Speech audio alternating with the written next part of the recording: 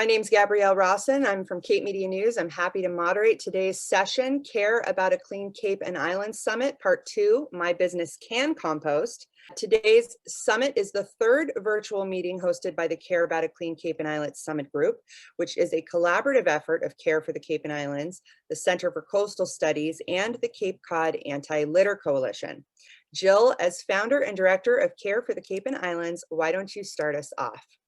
Thank you, Gabby. Good morning, everyone. Welcome to today's summit. It's a continuation of our prior program, Can My Business Compost? Our ongoing overall theme is protecting our environment from plastic pollution and litter. And the composting topic is very timely with the abundance of takeout containers due to today's health concerns. And we're anticipating a lot more due to the upcoming Thanksgiving and holiday season. We're really glad that you could join us and hope that you'll seriously consider collecting organics, whether it's at your business, at your workplace, at home, wherever there's organic matter. As Jill mentioned, our collaborative cares deeply about the pervasive use of plastic especially in the food and beverage industry, which is really so vital to the Cape's economy. We also care about the litter that's left behind on picnic tables and parking lots and sometimes just, sitting next to a trash can. This litter can affect our very fragile ecosystem here on the Cape because it breaks down, and then it's ingested by animals and marine life, and it ends up in our food supply. And I really don't think that's the circle of life that any of us are interested in. So as you can see, I'm with the Cape Cod Anti-Litter Coalition, so I'm tying it into today's discussion. And how does that happen? Well, in our minds, due to increased awareness about organics management and other good waste management practices, we believe we could also potentially see a reduction in the amount of litter, if only because people are more educated than they had been in the first place. And certainly there would be or could be less plastics if businesses and homes began using more compostable packaging and serviceware in their daily use. So today's session is a little different from the first one in that we hope to share a lively discussion about composting here on the Cape. Who's doing it? What would it take to make it more available? What kind of serviceware products work best for commercial composting?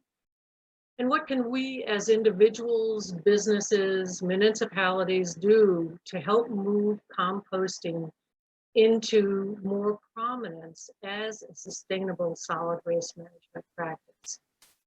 Now, joining us today is Connor Miller, who is founder of Black Earth Composting, a service provider here on the Cape. We'll also hear from Gary Brunel, who is Vice President of Sales at Good Start Packaging.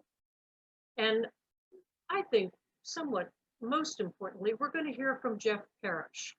Jeff is the owner of the Woods Hole Market, who has been collecting organics for commercial composting for a while now. And I think he would be, Jeff, you should consider this a kind of like a chamber event where it's a business to business. You're talking to the other businesses, kind of the good, the bad, and the ugly about starting your program, how it's doing so far, etc. So why don't we get started with Jeff?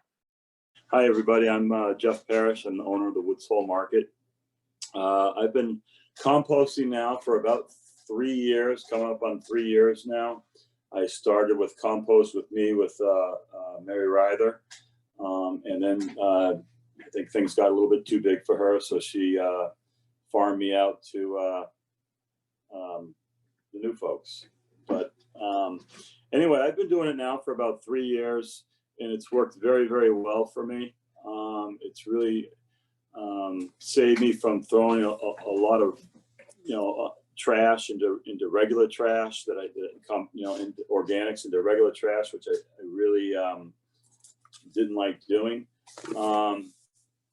It took a little bit of getting used to in the beginning because I have a a market with some seating outside and upstairs. So I see quite a few people, and there's lots of trash, and we generate a lot of organics and things like that. What I found mostly is that the people that are my customers are very psyched to do this. They really are. They want to do it. I find more people coming down with things in their hands, like where do I put this plastic, this and that. I do have containers in the different areas outside and upstairs on my deck in my market that has a different separation of plastics and food waste and paper and that sort of thing. It's worked very well for me, just in a sense that I generate a lot less trash that I have to bring to a dumpster. Makes me feel good that I'm doing the right thing, and just in general, it took a little bit getting used to, because it's everybody's pretty much creatures of habit. They get used to doing things for many years, and in my instance, basically, what caused me to do it more than anything in the beginning was lack of space to bring trash. I don't have a dumpster at my store. It's very unique to the area, so I had to haul all my trash out. So this has really helped me in particular because of the space that I don't have. It's allowed me to, for these folks to come up and pick up my organics, it's just helped out immensely. Presently, we're using, compostable cups and coffee cups and soup cups and things like that. We've changed our business model with plastics and things like that to use stuff that's biodegradable. And so slowly we've changed, and it's working for me. And that's really what I can say, is that the program is working for me. It's no fuss, no muss. They come and they pick up the barrel. You don't even know they've really been here. Doesn't smell. It doesn't really smell. I can store inside or out. I pretty much keep it outside at this point in a big barrel, and they come and collect it, and I don't even know they've been here. So it's pretty easy. The whole issue of compostable serviceware, because I know that when I got into the business many years ago, everybody claimed everything was compostable, but the reality was, no, it wasn't. Sometimes it was made from a potato or a cornstarch, but then that was used to hold little pieces of plastic together. And so when it did break down, you ended up with all these little pieces of plastic. So why don't you help our audience understand today's, 30 years later, how the compostable ware has been brought forward. Well, I mean, what I know about it is just basically what you said. It was compostable, but it wasn't compostable back in the day. It seems to me like it's mostly compostable now. The stuff that I buy, I'm pretty much relying also on the companies that I buy it from, the manufacturers, to uphold that it is compostable. I really wouldn't know, because I'm not a scientist or anything. But as far as buying the compostable products, that's what we try to do, and I rely on the companies that I buy it from to make sure that they are what they are. I think, Gary, why don't you talk a little bit? I mean, you're the expert on compostable products. Why don't you talk to us about compostable products? And then I know we've had some questions in the chat box as well, but Gary, why don't you give us a spiel here? Okay, so compostable products. So let's get into some definitions work here. So compostable packaging products basically mean that these products require a specific setting or environment for them to break down in a very efficient process. So typically that process is somewhere, and the Black Earth people can probably speak to it better, anywhere from say 90 days to 180 days. So it requires a specific composting process for it to break down. There's also what's known as biodegradable, which means items can degrade naturally, but the length of time can be very long time. anything can biodegrade, but it could take anywhere from, months, years, or even 100 years for it to break down, right? And then there's something called bioplastics, which essentially are biomasses, typically some sort of like a corn or straw starch or sugar-based starch that makes like a plastic-like form, but it's not plastic. So that's a little bit about the products. They do conform to like different kinds of standards. So the most common one is BPI, so it's Biodegradable Products Institute, has some minimum standards that define what is compostable. They have something called ASTM 6400. I won't get into all the details, but there's been a lot of work that's been done over the years to establish these standards so that, restaurateurs or coffee shop owners, that kind of thing, cafes, can rely on folks like Good Start Packaging as trusted advisors who understand these standards and make sure that the products that we're selling are compostable. So hopefully that makes sense to everybody. There has been a lot of improvement, I think, on the composting services. Hopefully we'll hear that from the Black Earth folks about being able to efficiently compost compostable packaging. I do have some samples I can kind of show you folks and give you an idea of the kind of the breadth and scope of products that are available. And I'll start off with something that's hopefully you can see this. Can you see this really well? So this is a no tree cup. Can everybody see that? Yes. And this is actually made out of bamboo. So it gives you an idea of the kinds of sources that are out there. This is FSC certified recycled paper hot cup, right? Here's a same cup, but it's what we call a double-walled cup. So it's much more sturdy. I mentioned PLA. This is a PLA container here. So it kind of forms kind of like a plastic, but it's not. It's made out of sugarcane or some other biomass product. And it is compostable and it meets the EPI standards. This is 100% recycled takeout box, recycled paper, which is of course compostable.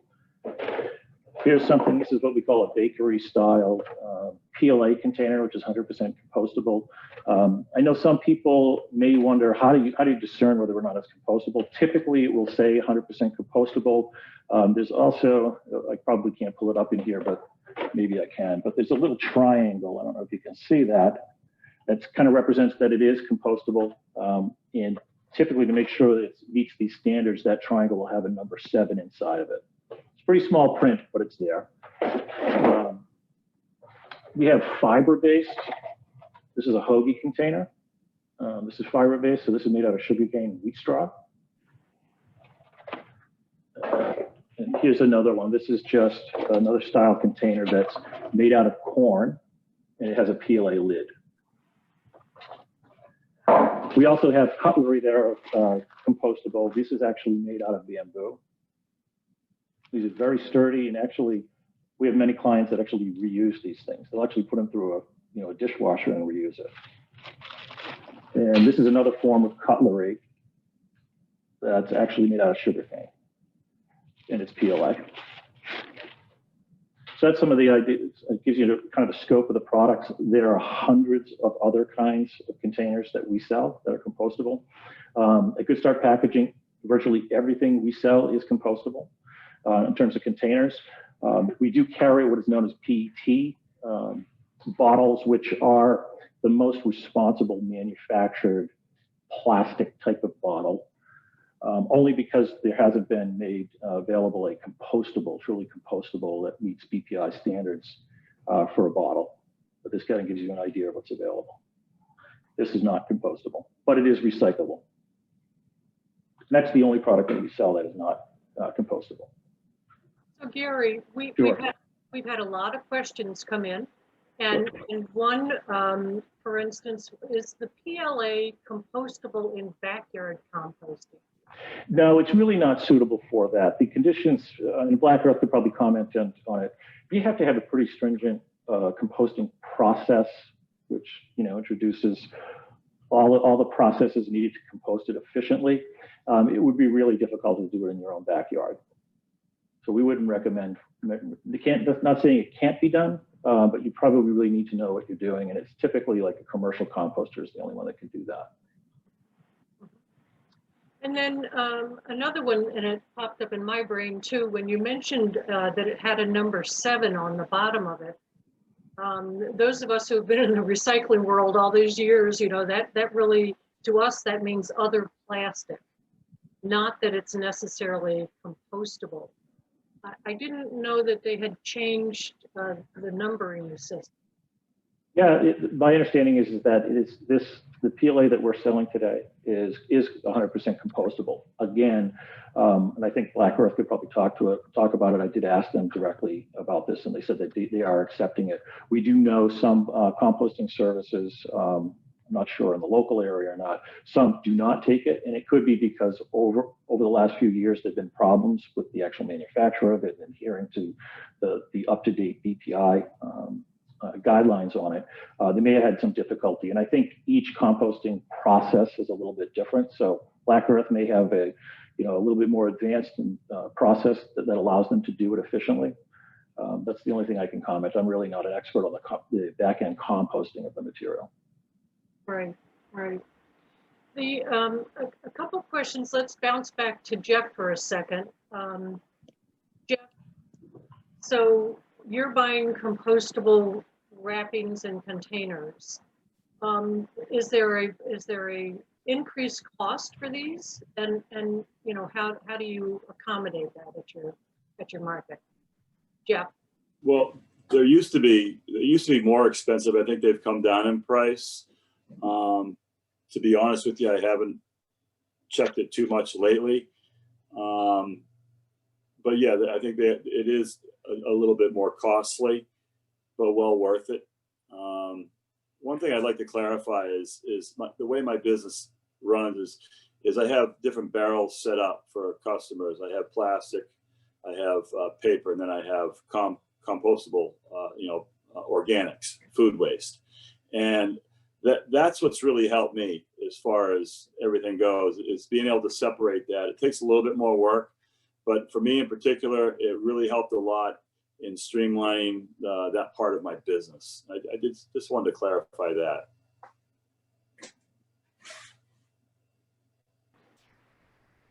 And thank you for that. And speaking of, you have the 3 barrels out back for your separation purposes. Jeff, how many employees do you have at the market? In the height of the season, maybe 16 to 18 different employees. Mm-hmm. In the winter, much less.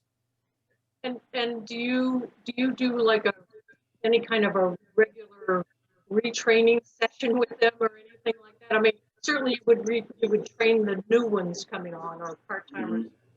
It's in my business, it's constantly training because I deal with a lot of summer help with seasonality of my business. So I'm constantly, come June, May, June, I'm constantly training people, and that's part of it. The composting, the recycling, because I recycle everything. It's just not the composting that I do. I recycle I separate all the plastic bottles. I separate all the paper. I really have maybe, honestly, 1 garbage bag of real trash at the end of the day. That's really good. Whereas I used to have a pickup truck filled. You can ask anybody in Woods Hole the amount of times they see me every day coming out of town with a pickup truck filled with garbage bags, going to the dump or going to a dumpster. And now it's much less. It's helped me a lot. So, although we don't like to put anyone on the spot, we did have a question, Jeff. So what compostable serviceware do you buy? Excuse me, you were breaking up a little bit. I'm sorry, what brand of compostable serviceware do you use? The brand, I honestly don't know. My wife does all the buying, and she's not in the room right now, but I could ask her when she comes back, and I can get that for you. Yeah. Okay, thank you. I'm more of the other part of the business. Okay. Do we have Connor back? Yeah, we love taking in compostable stuff.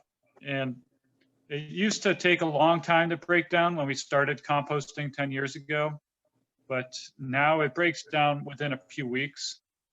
It's completely gone, and it enables us to divert a lot more food waste. It makes it much easier to compost for all the customers and the commercial stops. We get a lot of them in the household residential pickups. A lot of people are bringing home compostable takeout containers. And yeah, regarding that number 7 before, I think number 7 is a lot of different plastics. PLA is one of them.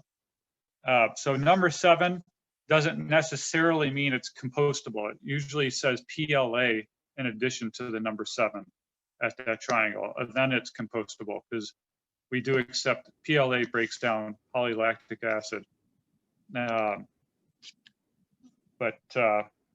Yeah, I think compostables is a great way, and it also, compostable bags also make the whole process a lot cleaner than what people remember back in the old days is the pig man coming and picking up food waste out of their buckets that were like submerged underground, and how nasty that was. But it's come a long way since then. It's much cleaner. So Connor, I'm going to pop in here because we have a question that is asking what percentage of your compost is compostable packaging? not much. I mean, maybe 5%. I mean, actually, I would say the bags are a lot more. So maybe 10% with the bags, but it all disintegrates within a few weeks. So there's nothing left in the end product. You're new to the Cape. You're certainly not new to composting, but I know the composting business, or actually any solid waste business, recycling, it is volume based.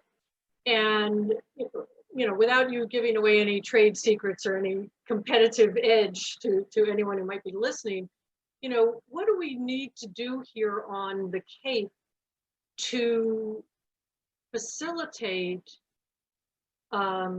more opportunities for organics management and collection, composting, etc.? Yeah, I think so. Right now we're in Falmouth and we're doing commercial collections in Mashpee. So we could easily spread our way across. It especially takes like some big stops that, if there's a big stop in, say, Orleans or something, where we had 10 barrels of compost to pick up, that would enable us to get many other places along the way and make it more effective. So it's a combination of commercial and residential. The more we can get in every aspect, it doesn't have to be restaurants. It could be offices often want to compost, maybe not this year, but even pet groomers, nursing homes, supermarkets. There's tons of places that have food waste.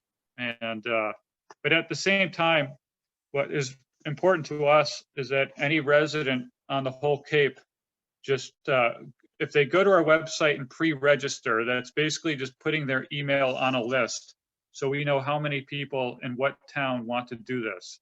So if there were like 50 people in Provincetown that pre-registered, then we see, oh well, there's a lot of interest up there. Let's start getting a route going up there.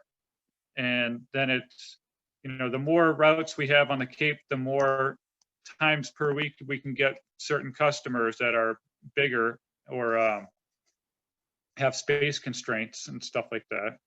So then, like right now, we're on Cape Cod once a week. We'd like to be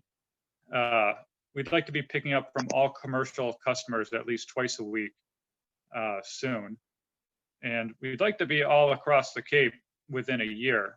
But it takes just any level of saying you're interested, let us know, and then we can put it on a list for interest in a town. And then when we have enough, then we get going into that town. So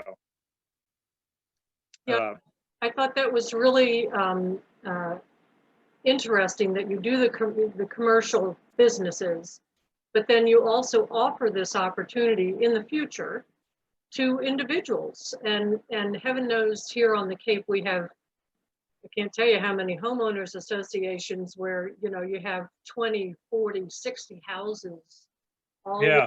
all within a unit. And not everybody likes to backyard compost, and not all towns provide any kind of organics collection. So I think Yeah. that's a neat way. So Yeah. for us too, yeah, like getting homeowners associations where we can get like 50 at a, you know, in one little trip is great. Another way to get word out is through PTOs or other nonprofits where they can work it into fundraising. Like sometimes we will do something like if a PTO gets 50 households to subscribe, then we will donate a raised bed filled with compost for every 50 households.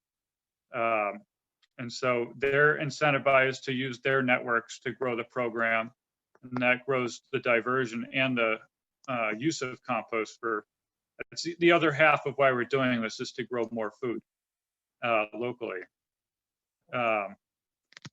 But the other reasons we started this business because it's really at the intersection of three big crises and going on right now. You have the Massachusetts waste crisis, which all of the landfills in the state will be closed by 2030. And they're starting now to send the waste out by trains to the Midwest and the Southeast. Then organics make 30% of our waste, which is about half of the trash. It's the heaviest section of the trash. So that's the lowest hanging fruit to divert. The second crisis is the soil crisis, because we're not adding nitrogen, potassium, and phosphorus. We're only adding the NPK back into the soil, and we're not adding the micronutrients and the microbiology. So our food has less nutrition than it used to. And then there's the climate crisis, which, you know, CO2 in the air, and the more you compost, the more plants you grow, and the plants pull more CO2 out of the air and store it in the soil. So CO2 can be, the soil is a big carbon sink, just like the ocean, except it's good for the soil, whereas in the ocean it acidifies. So those are the three big crises and why we started the company 10 years ago. And a main reason why the commercial accounts are signing up is because of those three. They want to reduce waste and combat all the environmental problems we have. But because they have that, it shows customers that they care. So it builds like an immediate perception to customers that you care not only about the environment, but also for the food you serve and the employees you hire. So I think it gives you a lot of good brand building just by showing that you compost. And compostable cups and all of that helps get that image across. Right. Yeah. No, and that was really interesting. So are there any like local or state bylaws or regulations that Yeah. would inhibit your growth? Not inhibit, they've been tailwinds for us. In 2014, Massachusetts has created a law that if you produce more than 1 ton of food waste per week, that you have to divert it from the waste. And so 1 ton is about 10 barrels, and it's not like really that high, you know. I mean, all supermarkets, very large schools, large restaurants, all of them are affected by that law. And that was a good boost for growth for us. And next year, September 2021, they're going to lower that to 1/2 ton, which is only 5 barrels per week, which isn't that much. And that will affect all medium-sized restaurants. And I would probably guess most schools, but you know, maybe not elementary schools, but, and so the DEP has been very progressive in getting compost laws moving forward. If you got enough volume, Connor, would you consider finding a location here on the Cape to compost? Yeah, so we have a decent one in mind, but we only have one route per week. And so we need to build up more routes. Maybe if we get to 5 to 10 routes per week, we could justify keeping a truck there full time and keep buying a loader. And there's a lot of fixed cost to operate a site. So you have to get enough out of the machines you buy to justify operating a site. So I think we could probably be there within 2 years or something like that. And then that saves money because then you're not driving so much. So yeah, that's one of our goals. Right. And again, if there was a place on the Cape, it would also theoretically save businesses money as well, because your rates could be reduced because you're not spending 2 hours each way on the road, Yeah. And I'm not committing you to it, don't worry. Switch back over to Gary for a second. We had a question. Do you know what kind of lining is used in the fiber container? Oh, sure. It's typically PLA based. And what that does is allows the container to kind of handle like greasy, wet, and hot foods, so it doesn't saturate the fiber container. Mm-hmm. And where are the products manufactured? They could be anywhere depending on the source. So they can be done here in the States. There are some that are, it's either here in the States or it's going to be in places like Taiwan and even in China. Mm-hmm. We typically source here from the States, and we also get sourcing from typically Taiwan. And is that primarily the bamboo-based ones? I'm just curious. It could be a cross-section of products. It could be anything. It could be, PLA-based cups. It could be, no tree cups, that kind of thing. But yeah, I would think, the actual, I'm not talking about sourcing of the packaging container itself. The actual bamboo is probably coming from the Far East, right? From APAC, right? So that was my, that was my process, because I know but there are U.S.-based manufacturers that get that source and then build it, then to make the actual compostable packaging or cutlery or whatever have you. Right. So now, Jeff, I want to go back a second to you. So you talked about in your original, when you first started talking, that there was no odor issues. So you have your barrel out back. I haven't really had many problems with odor because the containers are sealed. Black Earth has a bag in theirs, which previously it was just a bucket. So I imagine it's one of those recycled bags. And I keep my container outside in my alley. And, it's a pretty heavy container and a heavy lid. I don't have any problems with animals or anything like that getting into it. So as much as I can, I keep it outside. But for the first couple of years, it was always inside. And I never really had any problem because it was back in the day when through Mary Ryther's company, Compost with Me, they would pick up twice a week. So I understand what Connor's saying. Yes, twice a week would be much better, obviously, especially in the summer when it is hotter out and you're generating more product. And the one thing I would like us to expound on something that Connor said is about customers finding out that you do compost and recycle. Very important to a lot of the customers that I have anyway. I'd say 70, 80% of the customers that come in, especially in the summer when they first come in, comment on the fact that we recycle and compost. So it definitely is good for branding, especially in today's world where sustainability is the word, and the actions need to sort of follow that as well. Absolutely. I mean, I kind of got forced into it, to be totally honest, because when I sold my other store, I used to bring all my stuff to my other store's dumpster. So when I sold that, to be totally honest here, it kind of pushed me in this direction. I'd always kind of wanted to go in the direction, but I always thought it would be too hard and too cumbersome. But I find that even the customers kind of help out. I see them up there, they'll say, no, that goes in a different bin and things like that. And then I train my help when we take these bins downstairs, we basically resort it again.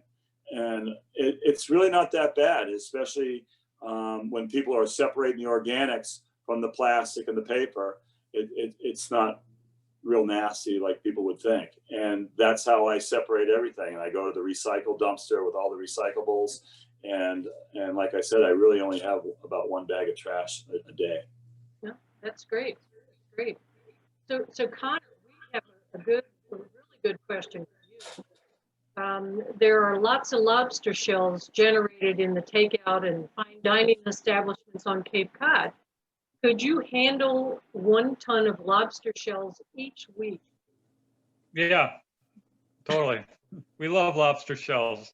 I'd have to shovel barrels of lobster shells in, and it was pretty nasty on 100-degree days, but it's much more smoother sailing now. Well, good. Now, Connor, another question: what size barrels or buckets are the commercial accounts that you have right now, and not even just the ones on the Cape, but perhaps everywhere? Because I know you do compost. Yeah. Elsewhere. We generally use 48-gallon totes. We try to size it to hit about 180 to 200 pounds. So sometimes, like a brewery, we use 32-gallon totes because it's so heavy.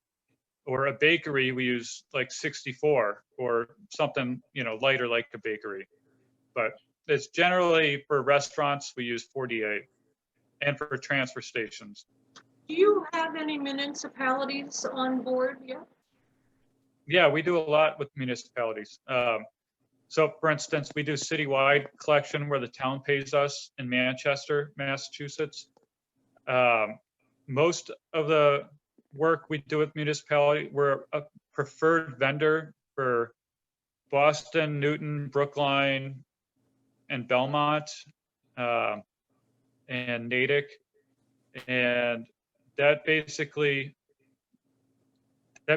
lets the towns all advertise for us, and you can get behind one company and try to make one uniform program for all these towns. And so one thing we like to do is, especially when we work with towns or nonprofits, the more we grow in a town, the more we lower the price. Generally start for households at $99 for 6 months for, let's say, the first 300 customers. It depends on the size of the town. And I just saw that question. Yeah, we have PDFs, so you can email me at connor@blackearthcompost.com. But so yeah, we generally start at $99 for 6 months. So that's about $380 a week. And then when we hit like 300 or so, then we drop the price to $69 for 6 months. So then if we hit 600, then we drop it down to $49 for 6 months. And so sometimes we keep dropping down the more people that sign up, because the more we lower our prices, the more people want to sign up, and then it makes everything more efficient, and we lower the prices again. So some towns, like residents in Beverly, are paying something like $1.29 per week. So the more people that do it, the cheaper everything gets. So and it helps on a whole host of reasons. So if we have 2,000 people in a town, then we're doing at least 5 trucks a week. That also means we can be picking up from a commercial stop 5 times a week if they need it. So it has all these positive effects to the more people that do it. We have an interesting comment in the chat room from Mark, who would love to know if other businesses are in our or listening to the webinar. He happens to own an ice cream shop in Mashpee, and so I know when you're home composting, they tell us, oh no, don't put any dairy in there. Just and for the benefit of the rest of the people here, does dairy have an impact on your composting process? No, we can take any food at all. It could be meats, bones, coffee filters, any kind of food. So you don't have to worry about separation. The thing that, people say don't compost meats and dairy and bread and all that. That's because you don't want to do that in your backyard because you'll have rats in it like a day. But at our site, our piles are 160 degrees and the rats will get burned if they try to burrow through and get that stuff.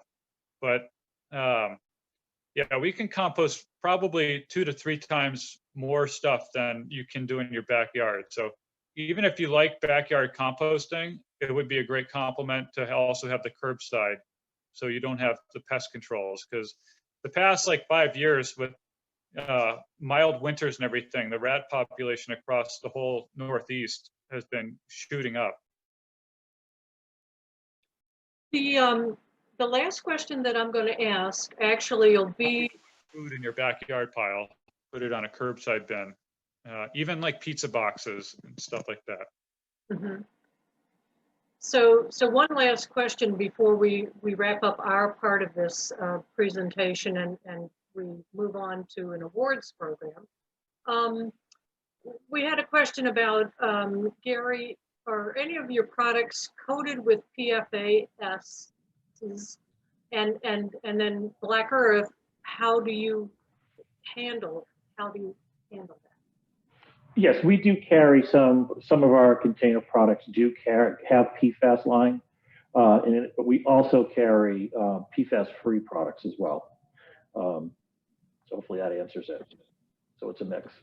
Yeah, and so Black Earth, Connor, does that affect you in any way? PLA, I mean, that breaks down really quickly. The PFAS, PFAs. Yeah. We don't want to get PFAs, and so we tell everybody to get BPI certified stuff. We can take it in small levels. We get our compost tested for it to make sure it stays, really small parts per million in the compost.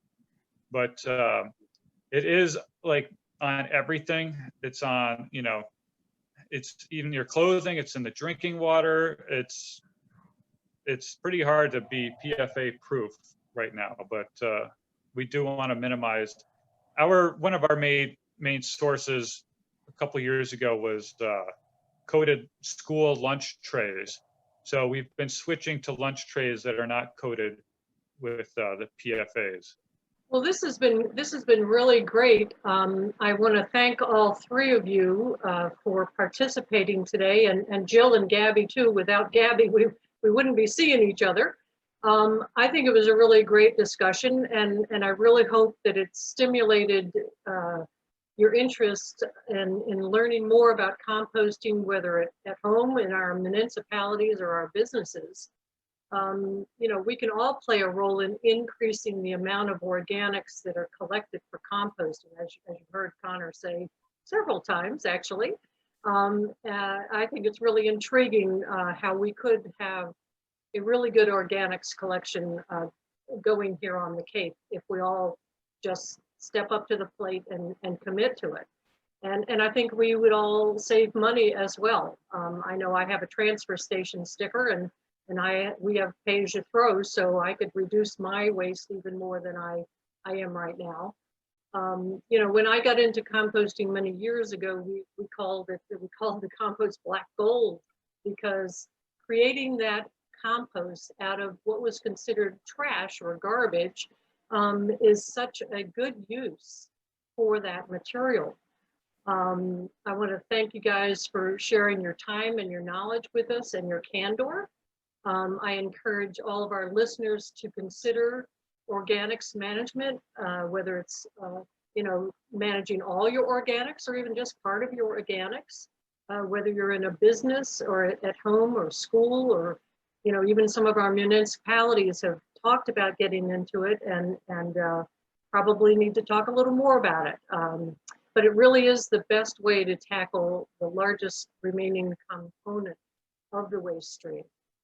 And so, Gabby, I'm going to turn it back over to you. Thank you, Meg. And thank you to our speakers. Before we conclude today's summit, Jill would like to present CARE's annual Stewardship Awards. Jill. Thanks, Gabby. Just a couple of quick things before I do that. I wanted to bring everyone's attention to the compostable serviceware guide that is on Care for the Cape and Islands website that was created by Christine Shreves and Stephanie Murphy. So it's a really useful tool, and it has a lot of information that explains further about the do's and don'ts and the linings and so on that were brought up a little bit today. The other thing is I wanted to announce at our summit a year ago, thanks to the brainchild, Jen Reagan, who came up with the idea of a campaign called Think Like It's 1620.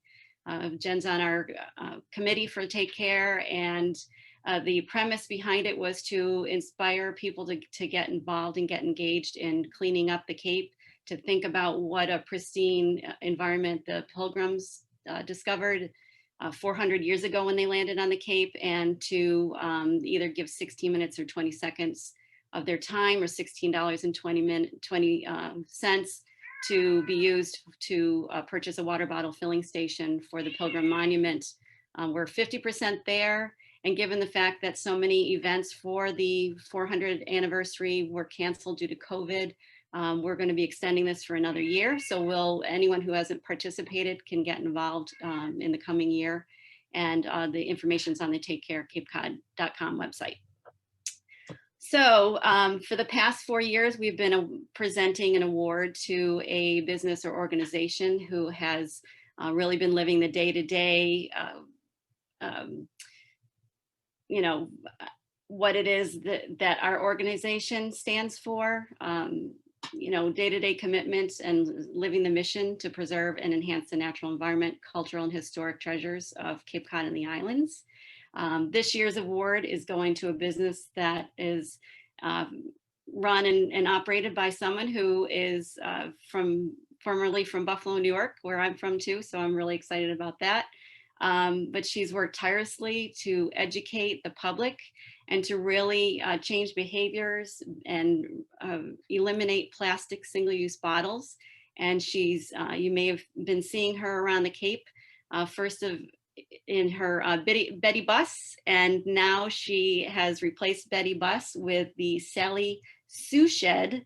And she provides the ability for people to refill their plastic containers instead of purchasing single-use plastic bottles all the time. And she's a real game changer, a diehard environmentalist. And I'd like to, with honor, present this award this year to Jessica Georges from Green Road Refill. Thanks, guys. Thanks. I'm totally honored and really encouraged listening to you all about composting today. Green Road Refill and Sally Sud Shed. That might have been one of my spelling errors, like soap. So we're dedicated to reducing that single-use plastic, and like I said, I'm really encouraged by the community on the Cape.